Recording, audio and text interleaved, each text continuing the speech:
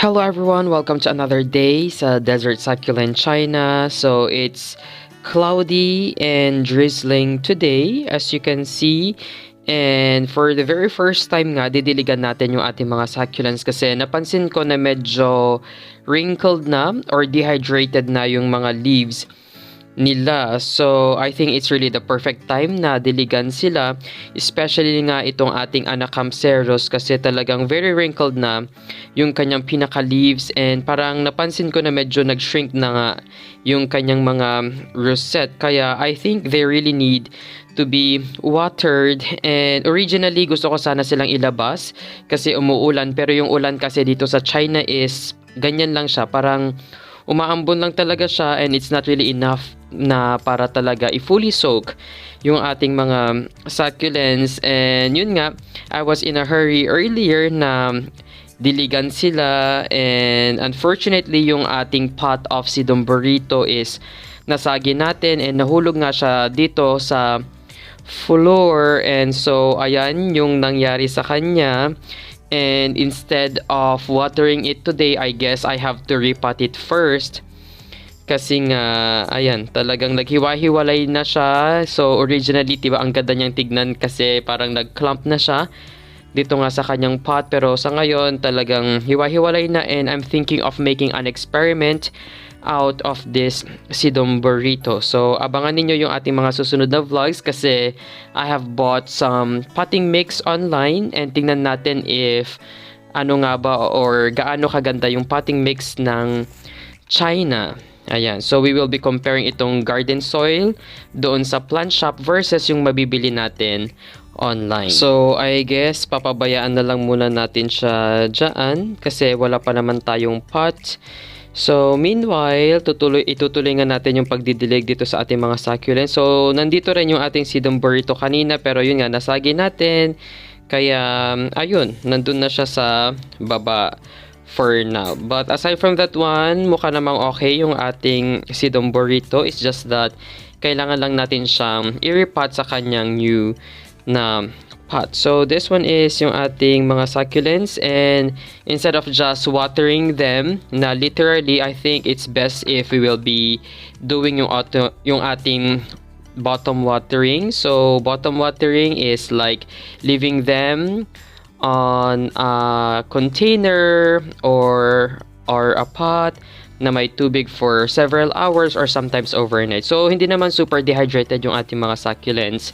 So, I guess I will just be leaving them here sa sink for several hours kasi we have to go out tonight or we have to go out this afternoon kasi nga we will be buying some ceramic pots for our succulents kasi may binili rin akong succulents online. And anytime soon darating na sila kaya I need to be ready and yung kanilang mga pots should be ready pag dumating nga yung ating mga succulents na binili online. So, ganyan lang yung gagawin natin and anong tawag dito? It's really my parang preference na basahin yung kanilang mga leaves or kanilang mga pinaka-rosette just to remove yung mga dust na nag-collect sa kanilang mga pinaka-leaves. Pero ideally, dapat directly sa soil tayo nagdidilig ng ating mga succulents. Pero, of course, in my case, alam na natin yung gagawin natin, kaya I prefer to water them directly on their leaves. And siya nga pala, yung ginagamit ko palang water here is yung plain tap water pero I'm not using any heater kasi yung mga heater dito sa apartment, may option siya na, or how do you call that one? Yung may hot and cold yung kanyang faucet. So, I'm not using any hot water, not even warm. So, yung room temperature lang na water yung ginagamit ko para naman hindi, I don't know, baka maka-apekto yon sa ating mga succulents. And it's my first time to kumbaga grow succulents during the winter season kaya I have to be extra careful in watering them as well. So ganyan yung itsura niya after natin ngang diligan yung kanyang mga pinaka leaves and we could really see na parang kumbaga mas umaliwalas yung itsura ng ating mga succulents And so right now, iiwan na lang muna natin sila dyan kasi I have to go out now to buy yung ating mga ceramic pots. And after several hours, we are finally back sa ating apartment and ganito na nga yung itsura nila. I'm actually looking for any pest. Ayan, diba? So since nag-bottom watering tayo, baka may mga pest na biglang nagsilabasan sa kanyang potting mix. Pero so far, wala naman, which is really nice. Diba? Talagang napaka-healthy nung mga succulents na binibenta nila doon sa plant market.